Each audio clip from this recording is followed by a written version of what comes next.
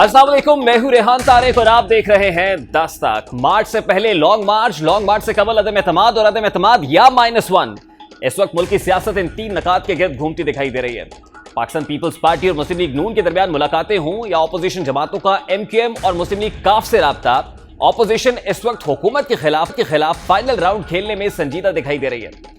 तमाम सियासी जमातें इस वक्त अपनी पार्टी और दीगर सियासी जमातों को एतमाद में लेने की कोशिश कर रही हैं, जबकि इत्तेहादियों को मनाने का सिलसिला भी जारी है।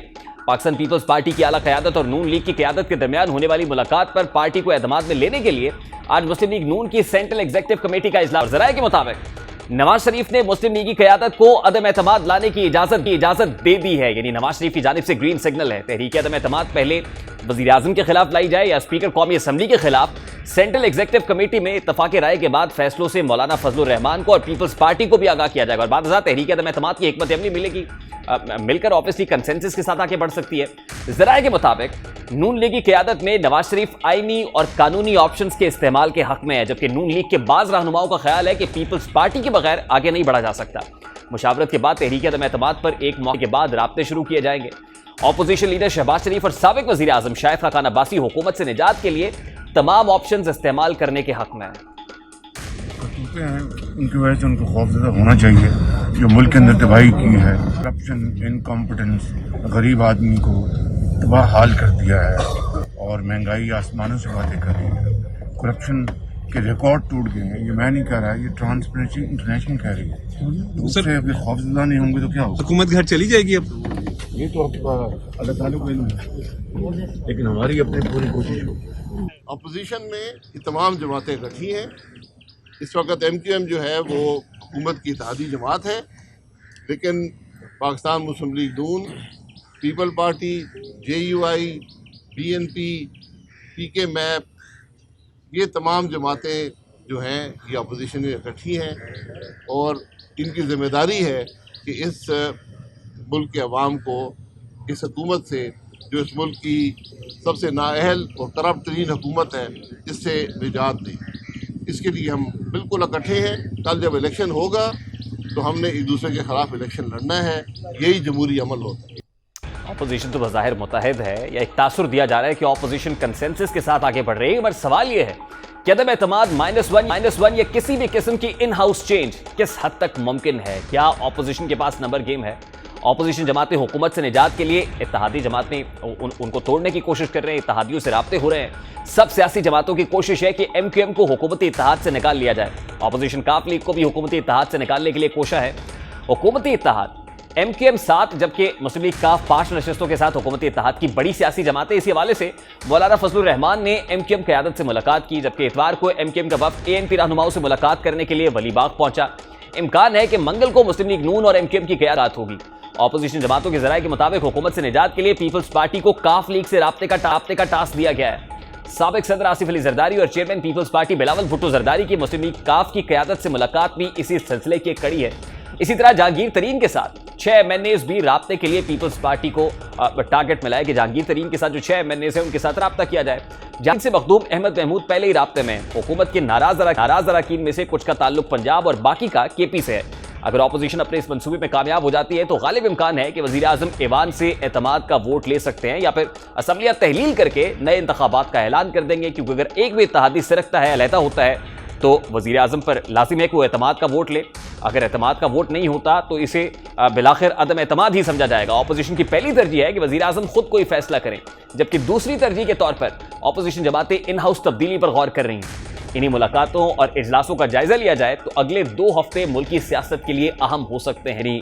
मार्च तो बाद की बात है, फरवरी में ही कोई तब्दीली मुतवक्के है अगर ये प्लान इसी तरह से बढ़ता है। इस वक्त सबसे पहले बात करेंगे पाकिस्तान मुस्लिम लीग नून के सीनियर रहनुमा निहाल हाशमी साहब हमारे साथ मौजूद है। अस्सलाम वालेकुम निहाल साहब, बहुत बहुत शुक्रिया आपके वक्त के लिए। निहाल साहब, सवाल तो बहुत सारे हैं, लेकिन सबसे पहले सादा सा सवाल यह है कि क्या पीपल्स पार्टी जो 27 फरवरी को मार्च करने जा रही है, क्या उससे पहले कोई तब्दीली देख रहे हैं? इससे पहले कंसेंसस के साथ आगे बढ़ेंगे? और क्या फिर 27 फरवरी के मार्च में पाकिस्तान मुस्लिम लीग नून भी शमूलियत का इरादा रखती है? पाकिस्तान मुस्लिम लीग नून अपने फैसले जो है ना वो उसकी क़यादत करेगी और ये बात अभी कबल अज़ वक्त है। मगर हम हर उस मार्च को ज्वाइन करने को तैयार हैं जो अवाम की बेहतरी के लिए हो और जिसमें ये जालमाना और जो निज़ाम है और जो महंगाई का दौर दौरा और ये जो इमरान खान की हुकूमत है, इससे छुटकारा हासिल करने के लिए किसी के भी मार्च हो, किसी की भी तहरीक हो, किसी का भी जलसा हो, क्योंकि ये हमारा नहीं है मुद्दा नज़र कि हम क्रेडिट हम ले। क्रेडिट पाकिस्तान के अवाम को जाना चाहिए कि एक जालिम, एक जाबिर, एक फस्ताई कुव्वत के खिलाफ पाकिस्तान के अवाम मिल बैठे हैं, अपने सारे इख्तलाफात साइड लाइन कर दिया उन्होंने और सिर्फ पाकिस्तान के लोगों के लिए खड़े हैं। नहीं निहाल साहब, लेकिन इन 4 साल में पाकिस्तान पीपल्स पार्टी और नून लीग करीब आने की कोशिश करते रहे, लेकिन नतीजा क्या निकला वो आपके सामने है। अल्टीमेटली एक दूसरे पर ट्रस्ट डेफिसिट की सूरत में नतीजा निकलता है। क्या इस बार एतमाद कायम हो गया है? ना कभी माजी में हम मुकम्मल एकजा थे, ना मुस्तकबिल में होंगे। हमारा जो इस एकजा होने का पॉइंट होता है वो है कि पाकिस्तानी अवाम के लिए हम भी रास्ते हमारे मुख्तलिफ हैं, मगर हम दोनों क्लेम करते हैं and we are suppose to be खादिम्स ऑफ अवाम ऑफ पाकिस्तान। देखिए, पीडीएम भी तो इसी मकसद के तहत बनी थी, लेकिन पीडीएम से पीपल्स पार्टी को मिलाकर अलहदा होना पड़ा। देखिए, ये तो पीपल्स पार्टी इसका जवाब देगी। अब पीडीएम कल भी इसी मकसद के लिए थी, आज भी, और इंशाअल्लाह ताला उसका मकसद उस वक्त तक खत्म नहीं होगा जब तक हमारे मकासद को हुसूल तो ना क्या हो जाए। पीपल्स पार्टी फिर पीडीएम को ज्वाइन करेगी? ये तो पीपल्स पार्टी वाले जवाब देंगे, ये तो जवाब देने का हम जिम्मेदार नहीं है। नहीं, नून लीग से मुलाकात में ये बात हुई? नहीं, ये बात नहीं हुई है। वो अपने खुद मुख्तार हैं अपने तमाम फैसलों पे, अपने तमाम पॉलिसीज पे। देखिए, 4 साल हो गए निहाल साहब, अब ऑपोजिशन के पास क्या रास्ता है हुकूमत से छुटकारे का? ये मैं आपसे पूछना चाहता हूँ। देखिए ना, 4 साल हो जाए या 4 महीने हो, जो ऑपोजिशन के पास रास्ते होते हैं, देखिए आईनी तरीके से हम एक जमहूरी लोग हैं, हम कोई बंदूक लेके तो छुटकारा किसी हुकूमत से नहीं हासिल करते कि हमने पीटीवी क्रॉस जंप कर लिया या पीएम हाउस चले गए और हमने बंदूक के नहीं, हम ऐसा नहीं कर सकते। हम लोगों को मोबिलाइज करते हैं, हम पार्लियामेंट के अंदर जाते हैं, वोट ऑफ नो कॉन्फिडेंस लेके आते हैं, हम अदम एतमाद की तहरीक लेके आते हैं, हम बजट को फेल करते हैं। नहीं, लेकिन ये सब कुछ तब होता है ना जब आपके पास नंबर्स पूरे हों, लेजिस्लेशन हो, बजट का मामला हो, वो फनास तरमीमी बिल हो, वो स्टेट बैंक तरमीमी बिल हो, ये सब कुछ इसमें तो आप नाकाम रहे हैं अभी तक। नंबर गेम कैसे पूरी करेंगे? हम गवर्नमेंट में होते हैं ना, हमारे नंबर पूरे नहीं, इसलिए तो हम अपोजिशन में। जी, तो इन हाउस चेंज के लिए नंबर गेम कैसे पूरी करेंगे फिर निहाल साहब? देखिए, कई बाज़मीर लोग जैसे नूर आलम खान जैसे लोग हैं, बहुत सारे ऐसे लोग हैं, जिस तरह से उन्होंने बजट पास कराने के लिए हमारे मेंबर तोड़ लिए थे, उसी तरह से अपोजिशन के मेंबर कुछ इधर कुछ उधर, कोई कहते हैं हम अपने जमीर की आवाज में वोट डाल रहे हैं, तो हो सकता है कि अगले बार वही मेंबर अपने जमीर की आवाज में अवाम के हक में वोट डालें और अपोजिशन के साथ खड़े हों। नहीं, तो जब आपके लोग टूटते हैं तो उनके भी जमीर पर दस्तक तो होती है, फिर इसका मतलब ये है कि वो भी बेजमीर लोग हैं? नहीं, देखिए, पाकिस्तान ये पहला मुल्क नहीं है जहां पे ये कुछ हो रहा है। आप अगर जाकर के देखें, जब डोनाल्ड ट्रंप के ऊपर भी बात हो रही थी तो पहले वोटिंग में कितने रिपब्लिकन साथ थे और कुछ अगले बार फिर कितने रिपब्लिकन साथ हुए। नहीं होता है ऐसा, इंडिया में भी यही होता है। आप जाके इंग्लैंड में भी जाके देख लें, लोग आज बोरिस जॉनसन के खिलाफ उसके लोग चले गए हैं, तो ये होता है पूरे हर डोनाल्ड ट्रंप को तो बिलाखिर इंपीचमेंट का सामना करना पड़ा, लेकिन आपके पास ऐसा क्या है कि आपके अपने लोग ना सिर्फ साथ हों, अपने लोग प्रेजेंट हों, बल्कि हुकूमती और इत्तेहादी भी आपके साथ आ जाए? देखिए, हमारे पास हमारा नस्बुलैन है, हमारे नारा है, हमारे लीडर है, हमारे वोट को इज्जत दोनों का हमारा एक मोटो है। हम अवाम के साथ खड़े थे। माजी हमारा बेदाग है, जब शहबाज शरीफ साहब के दौर में पंजाब ने रिकॉर्ड तरक्की की और नवाज शरीफ साहब के दौर में महंगाई नहीं थी। आज जहां 85 रुपए का आटा है, मियां नवाज शरीफ के दौर में। निहाल साहब, मुझे एक फॉर्मूला बता दें। ठीक है, इस पर तकरीर हो सकती है, लेकिन मुझे एक फॉर्मूला बताएं कि हुकूमत से छुटकारे का फॉर्मूला क्या है आपके पास, क्या स्ट्रैटेजी है? देखिए, हम हुकूमत को मजबूर करना चाहते हैं अपने जलसे जुलूस टॉक शोज, आपसे बात करके, आपके जरिए से, आपके तवज्जुह से आप हमारे वकील बन जाएं। हम उनको बावर कराना चाहते हैं कि आप फेल हो चुके हैं, आप फेल हो चुके हैं और मजीद अगर आप इस मुल्क में मुसल्लत रहेंगे ये तो आप बावर कराने की कोशिश करते हैं, लेकिन हुकूमत तो अपने पांव पर खड़ी हुई है। हुकूमत तो पहले से ज्यादा कॉन्फिडेंट दिखाई दे रही है और अब हुकूमत ने फैसला किया है इमरान खान साहब ने कि वो अवाम में जाएंगे और अवामी जलसों से खिताब भी करेंगे। मेरी ख्वाहिश है कि वो अवाम में जाएं तो उनको पता चल जाए, अदरवाइज ढिठाई का तो कोई इलाज नहीं है ना। वो कहते हैं ना, लोग इज्जत आनी जानी चीज है, लोगों को ढीठ होना चाहिए। मुझे ये बताइए ना सर, आपके पीपल्स पार्टी और नून लीग एक कंसेंसस डेवलप करके क्या कर सकते हैं? At this point in time आप क्या करने जा रहे हैं? आप ही कहते हैं कि आप अलग-अलग क्यों है, ऑपोजिशन अलग की है, तो हम आज बताना चाहते हैं कि हम अपने जाती मुफाद, हमारे अपने मकासद एक तरफ रखते हैं, अपनी इज्जत, अपनी वकार सब एक तरफ रख के अवाम के खातिर हम अपना जो सर है झुका रहे हैं कि हम सबके साथ चलने को। अवाम की खातिर क्या इकट्ठे मार्च करेंगे 27 को जब पीपल्स पार्टी निकलेगी तो पीडीएम भी साथ होगी, क्या करेंगे इकट्ठे? अभी ये कबल वक्त है, अभी हमारी मोरल सपोर्ट उनके साथ है, हम मोरली उनको सपोर्ट कर रहे हैं, पॉलिटिकली उनको सपोर्ट कर रहे हैं, फिजिकली इन हाउस चेंज की तैयारी हो रही है? इन हाउस चेंज की तैयारी जरूर कर रहे हैं हम और करेंगे। देखिए उसके लिए नंबर्स अगर पूरे नहीं तो इत्तेहादियों से बातचीत हो रही है, इत्तेहादियों को कैसे तोड़ेंगे? मेरे भैया ये पाकिस्तान है, नंबर ऑफ गेम्स आपके पास भी नहीं था, ओवरनाइट पाकिस्तान में बाप पार्टी बन जाती है। नंबर ऑफ गेम्स बजंजो साहब के, कुद्दूस बजंजो के पास नहीं था, ओवरनाइट चेंज हो जाता है। लेकिन उसके लिए सिग्नल्स दरकार होते हैं, कुछ यकीन दहानियां होती है, आपको कोई यकीन दहानी है? हमें यकीन नहीं चाहिए, हमें ये चाहिए कि गैर सियासी कुव्वतें सियासत में मुदाखलत ना करें। तो जिन लोगों को जबरदस्ती इस हुकूमत के साथ जोड़ा हुआ है वो अपना फैसला खुद करने के लिए आजाद हो, खा वो आजाद लोग हो, खा वो फाटा के हो, खा वो एमक्यूएम के हो, खा वो काफ लीग के हो, और खा वो आजाद। लेकिन पहले भी आपकी ख्वाहिश थी, लेकिन ख्वाहिशात के मुताबिक ये चीजें हुई नहीं। अब की बार आपकी ख्वाहिश है या कोई यकीन है आपको? नहीं, सिर्फ ख्वाहिश नहीं होती, हमारी कोशिश भी होती है। ख्वाहिशात से कोई चीज पाए तकमील को नहीं पहुंचता, उसके लिए आदमी को कोशिश करना चाहिए। हमें तो चूटी से सबक लेना चाहिए। लास्टली बताइए ना निहाल साहब, क्या कोशिश करेंगे अब आप? कोशिश करो, क्या होगा? हर चीज आपको आज नहीं बताएंगे, आप इंतजार करें, इंशाल्लाह आपको जरूर बताएंगे और जरूर बताएंगे। बहुत बहुत शुक्रिया निहाल हाशमी साहब, पाकिस्तान मुस्लिम लीग नून के रहनुमा हमारे साथ मौजूद थे। इस वक्त पीपल्स पार्टी के सीनियर रहनुमा कमर जमान कायरा साहब ने हमें ज्वाइन किया है। अस्सलाम वालेकुम कायरा साहब, बहुत बहुत शुक्रिया आपके वक्त के लिए। कायरा साहब, सबसे पहले तो बड़ा सादा सा सवाल है, नून लीग जो पहले इन हाउस चेंज के लिए आमादा नहीं थी, क्या इन हाउस तब्दीली के लिए राजी हो गई? जी, कल आपने शहबाज शरीफ साहब का सुना नहीं, लीडर ऑफ द अपोजिशन ने बिलावल साहब के साथ खड़े होकर जो प्रेस कॉन्फ्रेंस की उसमें उन्होंने इसकी बड़ी तफसील से वजाहत कर दी थी। देखिए, credit must be given to Peoples Party के पीपल्स पार्टी पहले तो जोर लगा रही थी, नून लीग मानने को तैयार नहीं थी। अब की बार आपने नून लीग को ऐसा क्या दिखाया है कि नून लीग राजी हो गई है? कायरा साहब, अरे राज तो नहीं आपको बता देते ना, कुछ हमारे पास भी रहने दें, ये तो हमारे गुर है ना। लेकिन ये है कि बहरहाल सियासी तौर पे ये भी एक मसला है कि अब अगर हालात दिन ब दिन खराब होते जा रहे हैं और हम इस बात पे सारी सियासी जमातें मुत्तफिक हैं, अपोजिशन की जमातें और मुल्क के अवाम एट लार्ज मुत्तफिक है कि महंगाई ने, बेरोजगारी ने, बैड गवर्नेंस ने और अब आने वाले सर्विस के मुताबिक करप्शन ने, आम आदमी की जिंदगी में करप्शन भी कई गुना बढ़ गई है। सो उसकी जिंदगी में जो तलखियां भरी गई हैं, जो रोजगार में कमियां हुई हैं, रोज जो कभी बिजली का बम फूटता है, कभी तेल का बम फूटता है, और खान साहब के नारे आस्ता आस्ता सारे यू टर्न का शिकार होते हुए वाकई ही मुल्क में वो सुनामी ले आए हैं। लेकिन अब सवाल ये है कि हमें क्या करना चाहिए। तो क्या हम जो ज़माना जाहिलियत का या जो कबायली स्ट्रक्चर के रवैये थे, क्या उन्हीं रवैयों के साथ जमहूरी माशरे में दाखिल हों? अगर माजी में हम लड़ते रहे, आज भी लड़ पड़ते हैं, वो बुरी आदतें हैं, जाते जाते जाएंगी ना। जमहूरी आदतें हैं, आस्ता आस्ता आएंगी, एकदम नहीं आती। आप में भी नहीं आएंगी, हमें भी नहीं आएंगी, ग्रेजुअली चेंज होता है बंदा। हम समझते हैं कि हमें अपनी माजी से सबक सीख के हालात के मुताबिक। ठीक है, तो कायरा साहब, अभी मिनिमम एजेंडा क्या है जिस पर आप मुत्तफिक हुए हैं? बड़ा सादा, इस हुकूमत का आने वाले कल नहीं, गुजरे हुए कल में खत्म होगा इसका खात्मा। लेकिन हुकूमत के खात्मे के लिए कोई इन हाउस तब्दीली होगी, इन हाउस चेंज होगी, जो जिस पर आप गौर कर रहे हैं? जी, हमारा तो ये भी एजेंडे में शामिल है, बाकी भी चीजें हैं। अब इंशाल्लाह वो आस्ता आस्ता आपको अनफोल्ड कर देंगे। यही कहा था हमने कि जब हम लॉन्ग मार्च करके आएंगे तो इस्लामाबाद पहुंचने से पहले रास्ते में भी और इस्लामाबाद में भी आपके साथ शेयर करते आएंगे सब कुछ। कायरा साहब, आज मुस्लिम लीग नून की सेंट्रल एग्जीक्यूटिव कमेटी का इजलास है, अब यकीनन कोई टास्क तो होगा, या नून लीग ने आपसे कहा होगा कि वो सेंट्रल एग्जीक्यूटिव कमेटी से पूछ कर बताएंगे, तो क्या है जो आज वो पूछ कर बताएंगे आपको? देखिए ना, ये तो टो लगाना साफियों का काम है, मेरा तो नहीं है।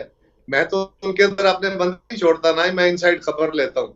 मुझे तो अभी थोड़ी देर बाद उनकी प्रेस रिलीज आ जाएगी, उनके लोग प्रेस कॉन्फ्रेंस करेंगे, और फिर आप जो दोस्त हैं, आपके जो अपने खसूसी जराए हैं, उनसे जो इनसाइड स्टोरी आ जाएगी उससे पता चल जाएगा।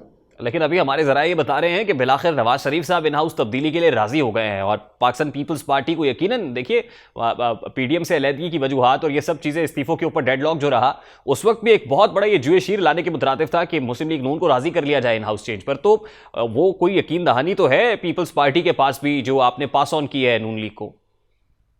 देखिए, एक बात तो बड़ी सिंपल है, पीपल्स पार्टी क्योंकि हमेशा ताकतवर इदारों के खिलाफ, ताकतवर रवैयों के खिलाफ, इस मुल्क के इंतहा पसंदी के खिलाफ, स्टेटस को फोर्सेस के खिलाफ एक हमेशा से स्ट्रगल करती रही है और हम हमेशा से मार खाते रहे। सो हमें अपनी मार खा खा के अपनी कमजोरियों की समझ आ गई है, लिहाजा हम अपने तजुर्बे की बुनियाद पे कुछ गुजारिशात करते हैं। जब हमने पीडीएम बनाया था तो ये याद रखिए, पीडीएम पहला इत्तेहाद नहीं था। इससे पहले मोहतरमा बेनजीर भुट्टो शहीद ने एआरडी बनाया था। उससे पहले जनाब मोहतरमा नुसरत भुट्टो शहीद ने एमआरडी बनाया था भुट्टो शहीद के कत्ल के बाद। और हमने इस वक्त ये जो पीडीएम बनाया था इसीलिए कि सारी सियासी कुव्वतें इकट्ठी होकर एक ताकत बन के हम इमरान खान की हुकूमत को भी और इनको जो एक अनकॉन्स्टिट्यूशनल सपोर्ट मिलती है उस सपोर्ट को भी एक मैसेज करें या एक अपनी स्ट्रगल के जरिए अपनी अपनी जगह पे जाने पे सबको फोर्स करें। ये पीपल्स पार्टी ने इसके लिए पहले जो बाय इलेक्शंस आए उसमें हिस्सा लेने का मुतालबा रखा और बड़ी मुश्किल से हमने ये मुतालबा मनवाया। हमारे दोस्तों का ख्याल था कि बायकॉट किया जाए। हमारा अंदाजा और तज्जिया ये था कि बाय इलेक्शन हम जीतेंगे और उसके नतीजे में हुकूमत कमजोर होगी। तो फिर दुनिया ने देखा और हमारे इत्तेहादी साथियों ने भी देखा। जी जी बिल्कुल कायरा साहब, अभी तक वही हो रहा है जो पाकिस्तान पीपल्स पार्टी ने रूट तय किया था और जो प्लान था अभी तक तो सब कुछ वैसे ही होता हुआ दिखाई दे रहा है। आप बाई इलेक्शंस के अंदर भी गए, आपने कंटोनमेंट बोर्ड इलेक्शंस भी देखा, आपने बल्दियाती इंतखाबात में भी हिस्सा लिया, ये सब कुछ हुआ, लेकिन अभी जो रोड मैप है कायरा साहब वो क्या है? क्या 27 फरवरी के मार्च से पहले कोई चेंज का इरादा रखते हैं आप? देखिए, हमने न सिर्फ जो आपने फरमाया वो है बल्कि सेनेट का इलेक्शन हमने बड़ी मुश्किल से दोस्तों को उस पर कन्विंस किया था। और आपके इल्म में है ना कि सेनेट के इलेक्शन ने इस हुकूमत की चूल्हे हिला दी थी, इसलिए कि उसके बाद वजीर आजम को एतमाद का वोट भी लेना पड़ गया था। उस वक्त हमने कहा था कि अदम एतमाद की तहरीक ले आए फौरी तौर पे तो ये हुकूमत खत्म हो जाएगी, लेकिन हमारे दोस्तों के तहफ़्फ़ुज़ात थे, शायद वो अपनी जगह दुरुस्त तहफ़्फ़ुज़ रखते हों। अब सब हम इस पर राजी है। तो इस हुकूमत को घर भेजना है, उसके लिए आईनी कानूनी और सियासी जो रवैये है उसके मुताबिक करना है। एक बात याद रखिए, जुलूस क्यों निकाले जाते हैं, जलसे क्यों किए जाते हैं, जो भी आपके मुतालबे हैं, जो भी आपकी तहरीक है, वो असम्बलियों के अंदर भी जो कुछ हो रहा होता है। अब तो यहाँ तक है कि अदालतों के अंदर जो फैसले हो रहे होते हैं उसका भी असर आता है कि मुल्क के अंदर क्या सूरत हाल है, लोगों का रवैया क्या है, अवाम के अंदर होने वाली जो हीट है वो। कायरा साहब, आप ये कह रहे हैं कि पहले सड़कों पर आएंगे और सड़कों पर आने के बाद हुकूमत से कुछ मुतालबात रखेंगे? नहीं, हुकूमत से मुतालबात नहीं, हुकूमत को तो चलता करने आ रहे हैं, लेकिन जो हम फर्ज करें कि यही फैसला होता है कि अदम एतमाद की तहरीक लानी है फौरी तौर पे, तो अगर अदम एतमाद की तहरीक लानी है तो उसके लिए पाकिस्तान के अवाम अगर मुतालबे कर रहे हों, सड़कों पे खड़े हों और एहतजाज कर रहे हों हुकूमत के खिलाफ, तो उसके दरमियान अगर वो तहरीक आती है तो फिर पीटीआई के अपने लोगों को, पीटीआई के इत्तेहादियों को, उनको भी हीट महसूस होगी। और आप भी जब तज्जिया कर रहे होंगे तो आप कह रहे होंगे कि देखिए पाकिस्तान के अवाम भी इनके मुतालबे के साथ सड़कों पे खड़े हैं। तो ये एक इज्तिमाई अवामी दबाव होता है। देखिए सर, इज्तिमाई अवामी दबाव के लिए तो आपको बाकी जमातों का भी साथ चाहिए होगा। क्या पाकिस्तान मुस्लिम लीग नून ने आपको इशारा दिया कि 27 फरवरी को आपके साथ निकलेंगे? नहीं, ऐसा तो उन्होंने कुछ नहीं कहा, लेकिन वो अपना आज कोई फैसला करेंगे। वो भी कुछ बातें वो हैं जो आपसे अभी शेयर होनी है, कुछ वो हैं जो अभी आपसे सीक्रेट रखनी है, क्योंकि सारी बातें आप तो फिर उनको उड़ा के रख देंगे ना, तो कुछ ना कुछ चीजें रिलीज होती। लेकिन कायरा साहब, कुछ भी है वो नंबर गेम से मशरूत है। जाहिर है आप ऑपोजिशन है, ठीक है, आपके पास नंबर्स नहीं है, लेकिन नंबर्स पूरे करने के लिए क्या इत्तेहादियों से राब्ते हो रहे हैं और इत्तेहादी आपके साथ चलने को तैयार है? जिस दिन गिलानी साहब कौमी असम्बली में जीते थे हमारे पास नंबर थे जी। वो तो फिर आप पे इल्जाम भी लगा बाप पार्टी की सपोर्ट का और ये सब। चले तो फिर लगता है, इल्जाम तो लगाने वाले लगाते ही रहते हैं। सवाल ये है कि क्या हमें वोट मिले, उनके अलावा भी वोट मिले, क्योंकि खाली बाप के वोटों से तो नहीं बन गए थे, उसके अलावा भी वोट। तो कायरा साहब, अब कौन वोट देने के लिए राजी है इस वक्त? ये मैं आपको बता दूं, कमाल है, या आप इतने सादे हैं या मुझे इतना भोला समझ रहे हैं आप? नहीं कायरा साहब, कोई इशारा तो दीजिए। को काफ लीग से भी मुलाकात स्केड्यूल्ड है, चौधरी बरादरान। जी जी, में बातें बड़ी मशकूक होती है, मैं खुली बातें करता हूँ और ये बातें आपके साथ शेयर करने वाली नहीं है अभी।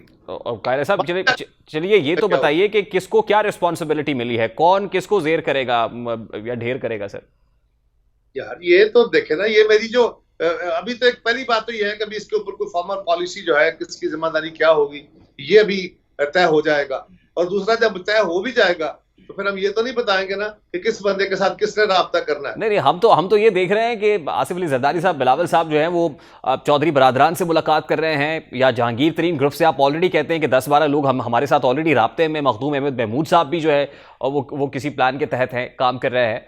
तो उससे तासुर तो ये है कि शायद आपको इन 2 लोगों का टास्क दिया गया है जिनसे आप बात कर रहे हैं।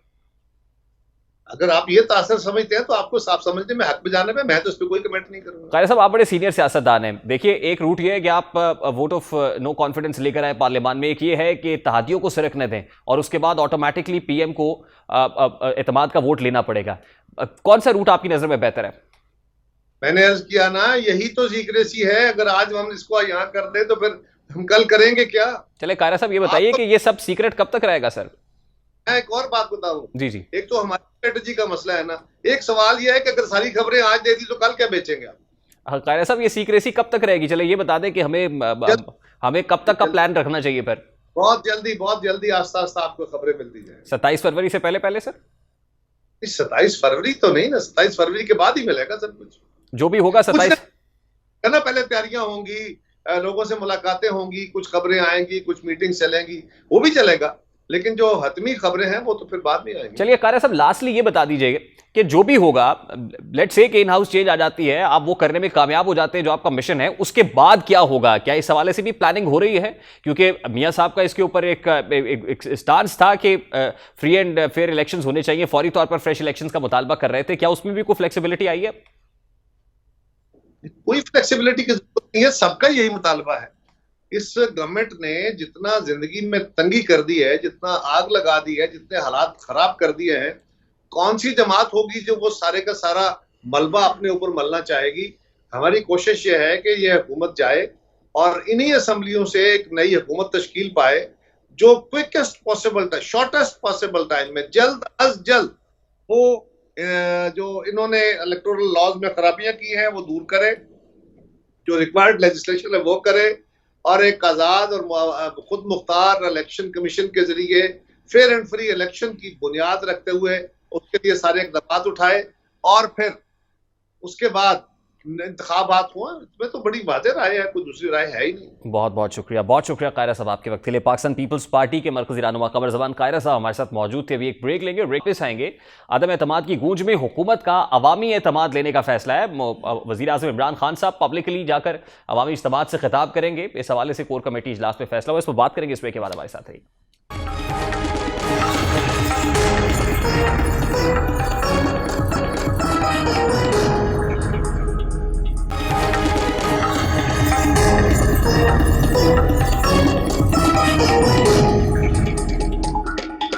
Welcome back. जहां ऑपोजिशन जमातें हुकूमत से निजात पर सोच रही हैं, वहीं आज पाकिस्तान तहरीक इंसाफ की कोर कमेटी में अहम फैसले किए गए हैं। केपी के बल्दियाती इंतखाबात में अपसेट के बाद वज़ीर आज़म ने कमर कस ली है। अवामी राब्ता मुहिम शुरू करने का फैसला करते हुए उन्होंने पार्टी को जलसों का स्केड्यूल तैयार करने की हिदायत कर दी है। ज़राए के मुताबिक वज़ीर आज़म ने पार्टी रहनुमाओं को इंतखाबी हिकमत अमली से मुताल्लिक अहम हिदायत भी दी हैं। वज़ीर आज़म इमरान खान ने कहा कि अवाम के पास पीटीआई के अलावा कोई बेहतर ऑप्शन नहीं है। बल्दियाती इंतखाबात में पूरी कुव्वत के साथ मैदान में उतरेंगे और ख़ुद वज़ीर आज़म भी अवामी इज्तिमात से करेंगे। अब क्या हुकूमत दबाव में है, हुकूमत को प्रेशर महसूस कर रही है, खासतौर पर जब से ऑपोजिशन मुत्तहद दिखाई दे रही है? इसी पर बात करेंगे। इस वक्त तर्जुमान पंजाब हुकूमत पाकिस्तान तहरीक इंसाफ के रहनुमा हसन खावर साहब ने हमें ज्वाइन किया है। अस्सलाम वालेकुम हसन खावर साहब, बहुत बहुत शुक्रिया आपके वक्त के लिए। आज़ाद साहब, सबसे पहले तो बड़ा सादा सा सवाल है कि माजी की जो रकीब है वो रफीक हो रहे हैं, रकाबतें रफाकतों में बदल रही हैं। पाकिस्तान पीपल्स पार्टी और नून लीग की जानिब मेरा इशारा है, क्या हुकूमत दबाव महसूस कर रही है? देखें, ये इकट्ठे इसलिए हो रहे हैं कि इनको समझ आ गई है कि अकेले इनकी दाल नहीं गल रही। इन्होंने इकट्ठे होकर भी देख लिया है, इन्होंने अलग होकर भी देख लिया है, अब ये फिर इकट्ठे होने की कोशिश कर रहे हैं और इनको समझ आ गई है कि इमरान खान साहब का मुकाबला करना इनके लिए मुमकिन नहीं है, अकेले तो बिल्कुल मुमकिन नहीं है, और अब ये इकट्ठे होने की कोशिश कर रहे हैं। अगर ये इकट्ठे हो जाएंगे तो फिर हुकूमत कैसे मुकाबला करेगी हसन साहब? नहीं, देखिए, बात यह है कि हुकूमत गिराने का या हुकूमत बदलने का तरीका तो आइन में दर्ज है और वो जाहिर है कि अपोजिशन का आइनी हक है, लेकिन इनकी नंबर गेम पूरी होगी तो कुछ करेंगे ना। और जहाँ पे सेनेट में इनकी मेजॉरिटी है वहाँ पे भी आपने इनका हाल देख लिया, इनके साथ खड़े नहीं होते। तो मेरा नहीं ख्याल कि इसके अंदर कोई ऐसी परेशानी वाली बात है, लेकिन बहरहाल इकट्ठे होना इनका हक है। लेकिन मैं आपको एक बात बता दूं कि इनके इकट्ठे होने के अंदर इनके अपने जो मुफादात हैं वो आड़े आएंगे। और उसकी वजह यह है कि मुस्लिम लीग नून ये चाहती है कि किसी कीमत के भी नए इंतखाबात हों, जबकि आसिफ जरदारी साहब ये चाहते हैं कि किसी सूरत उनकी हुकूमत सिंध के अंदर ख़त्म ना हो। तो ये दो चीज़ें जो है ना, ये आपस में कोलाइड करती हैं। जी, फ्रेश इलेक्शंस के हवाले से एक डेडलॉक जरूर था, लेकिन हमारी इतलात ये कह रही है कि वो बर्फ अब पिघल गई है। आसिफ अली जरदारी साहब से जो मुलाकात हुई है मॉल टाउन में शहबाज शरीफ साहब की, और फिर टेलीफोनिक कॉन्वर्सेशन नवाज शरीफ साहब के साथ हुई है, उसमें ये बर्फ काफ़ी हद तक पिघल गई है फ्री एंड फ्रेश इलेक्शन से मुतालिक, और नून लीग काफ़ी फ्लेक्सिबल है। चले, बड़ी अच्छी बात है। अगर 3.5 साल के अंदर बर्फ थोड़ी बहुत पिघल गई है, हो सकता है अगले 1.5 साल में मुकम्मल पानी बन जाए। सब हुकूमत के एतमाद के पीछे क्या है? क्योंकि किसी भी किस्म के चेंज के खिलाफ डर उस वक्त नहीं होता जब आपके पास कॉम्प्रिहेंसिव मेजॉरिटी होती है, लेकिन आपकी हुकूमत तो थिन मेजॉरिटी पर खड़ी है। इत्तेहादियों का ऑब्वियसली जब भी कांधा निकलेगा तो इन हाउस चेंज तो आसान हो जाएगी। फिर देखिए, इन हाउस चेंज के लिए तो आपको नंबर पूरे करने पड़ेंगे ना रेहान। मैं आपको ये कह रहा था कि ये बड़ी अच्छी बात है कि ये इकट्ठे हो गए हैं, और इसलिए ताकि कौम को इनका असली चेहरा नज़र आ जाए, क्योंकि ये दोनों पार्टियां एक दूसरे के खिलाफ पहले बात करती रही हैं।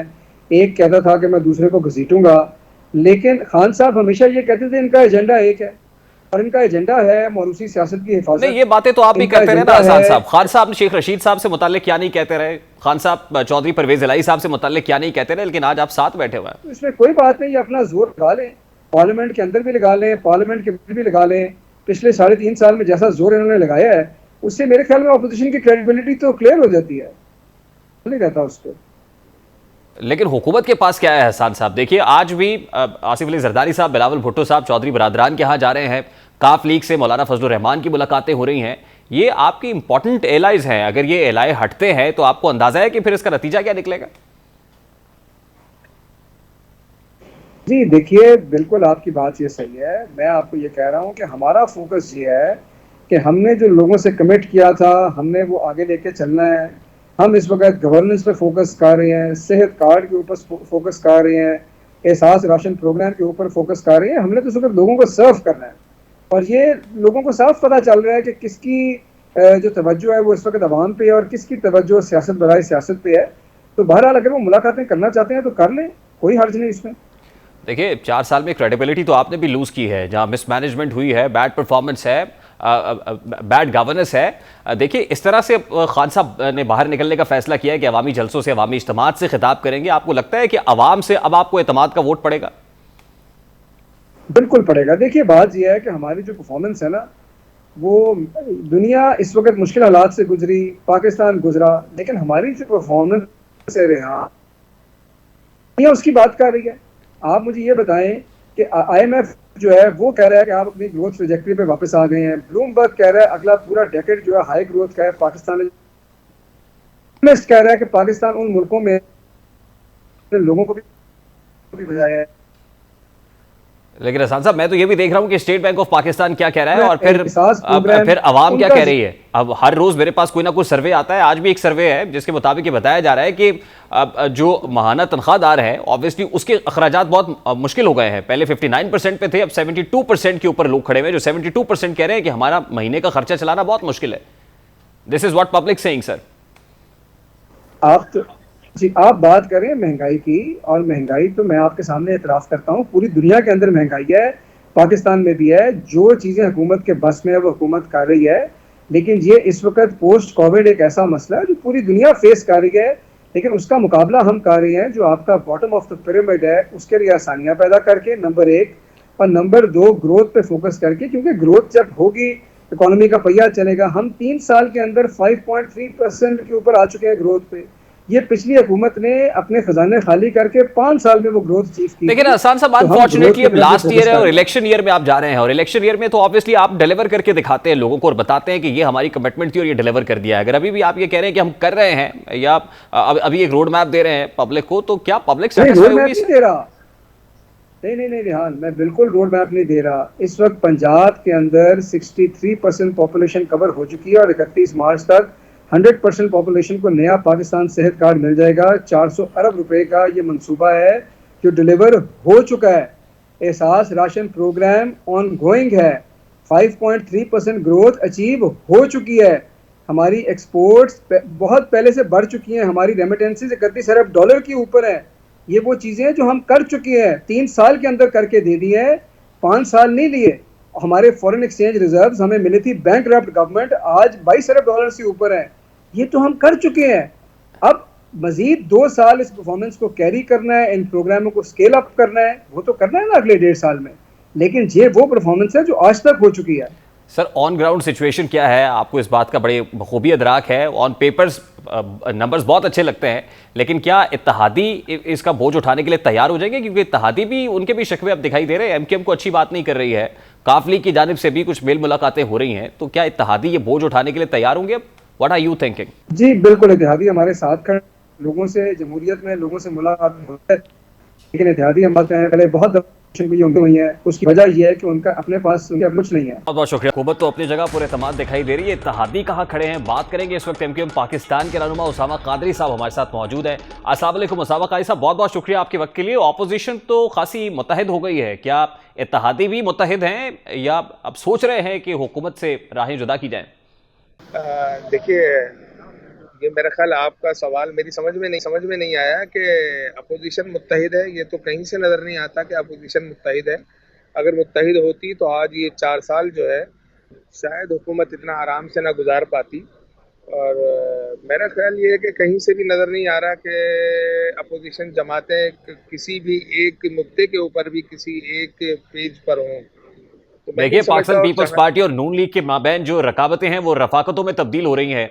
हालिया जो मुलाकात है जिसमें आसिफ अली जरदारी साहब और बिलावल भुट्टो साहब 96H मॉल टाउन गए, शहबाज शरीफ वहां मौजूद थे, हमजा साहब थे, मरियम बीबी थी, फिर नवाज शरीफ साहब से टेलीफोनिक कॉन्वर्सेशन हुई है, तो ऑपोजिशन तो एक बार फिर अंगड़ाई लेती हुई दिखाई दे रही है। देखिए, इसमें रैन भाई, इसमें असराना जोहराना और ये खाना, ये तो मेरा ख्याल ये है कि एक अच्छी रीत और रिवायत है। और पंजाब और सिंध के लोगों में जो है मेहमान नवाजी का अंसर तो मैं समझता हूँ कि बहुत ज़्यादा है।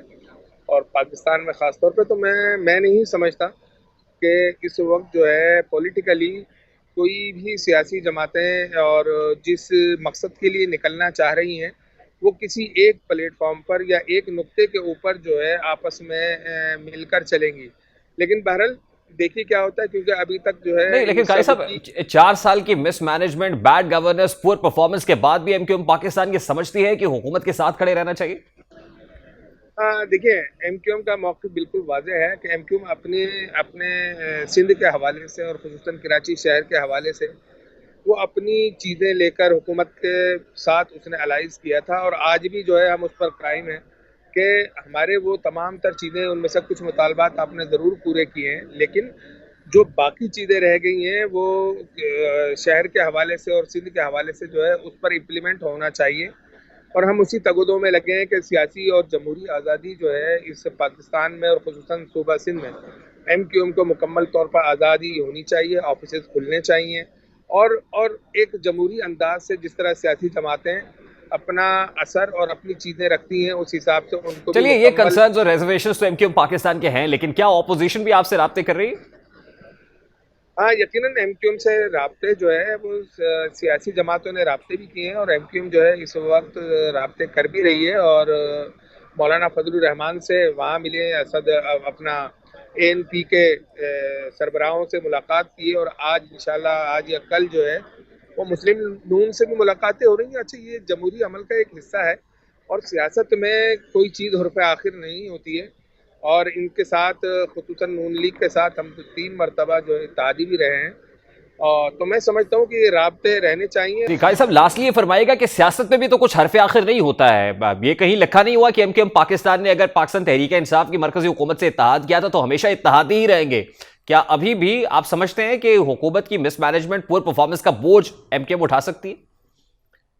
देखिए, आपका कहना बिल्कुल सही है कि इस वक्त जो है PTI की जो कारकर्दगी है गुज़िश्ता 4 साल की, वो मैं ज़ाती तौर पर भी ये समझता हूँ कि वो उनकी नाअहली और उनकी बहुत बड़ी नाकामी है कि वो आवाम को जो डिलीवर करने आए थे, जो आवाम से जो वादे किए थे उसमें जो है शायद वो बिल्कुल नाकाम हो गए।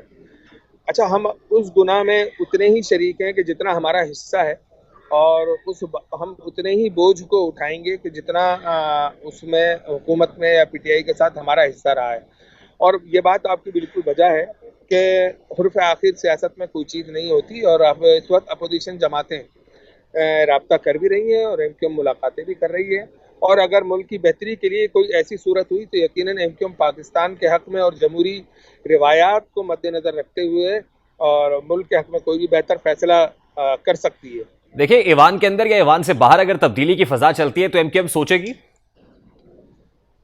देखिए, मुझे नहीं लगता, क्योंकि अपोजिशन की गैर संजीदगी जो है वो आपको हर अहम मौके पर आपको नहीं, देखिए, कतई नजर इस बात से कि ऑपोजिशन गैर संजीदा रही है, लेकिन अगर ऑपोजिशन संजीदा हो जाती है और मुत्तहिद होकर कोई मूव बनाने की कोशिश करती है तो फिर एमक्यूएम पाकिस्तान कहां खड़ी होगी?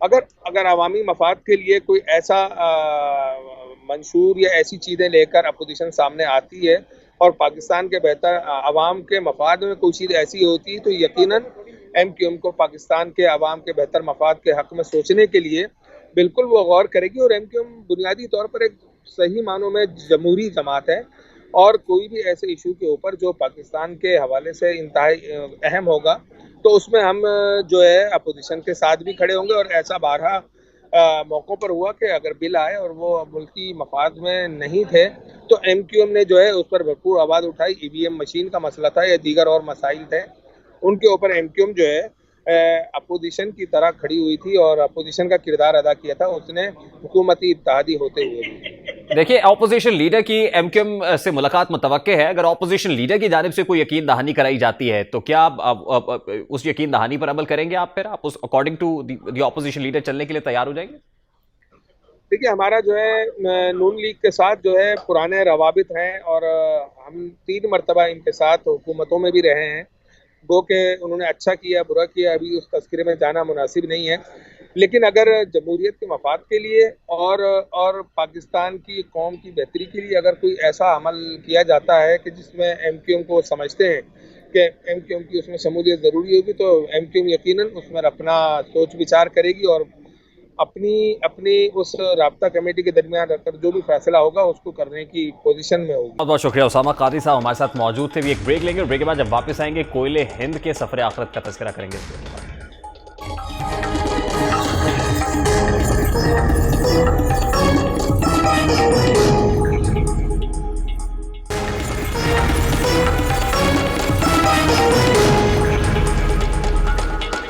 Welcome back. बरे सगीर पाको हिंद की मारूफ गुलकारा लता मंगेशकर इज़्हार फ़ानी से कूच कर गई हैं। कोयले हिंद सफ़र आखिरत पे रवाना हो गई हैं, लेकिन फनकार मरता नहीं है बल्कि अमर हो जाता है। लता उर्दू गीत के लिए एक मिसाल हैं। अब जो भी खातून फ़न की इस दुनिया में उतरेगी उसे लता ही के मयार के तराजू में तोला जाएगा। गुड़गांव की खाली ट्रेन आज भी रेलवे स्टेशन से रवाना हुई, मगर दहाइयों कबल इस ट्रेन के इंतजार में स्टेशन पर बैठने वाली लता मंगेशकर अब वहां मौजूद नहीं है। इंदौर से उठने वाली आवाज़ एक सदी तक दुनिया के कोने कोने में गूंजने के बाद खामोश हो गई है, मगर लता मंगेशकर अपने गीतों के दिल में जिंदा रहे। उनके गीतों को तरन्नुम, नगमगी और ताजगी लोगों पर सहर तारी कर देती है। दिल में उतर जाने वाली उनकी आवाज़ की खनक और खुशी आज भी बरकरार है। लता तो दुनिया से रुखसत हो गई है, मगर कोयले हिंद हमेशा लोगों के दिलों में जिंदा रहेगी। प्रोग्राम का वक्त अपने इख्तिताम को पहुंचा। आपसे मुलाकात होगी इंशाअल्लाह कल। अपना रखिए ख्याल।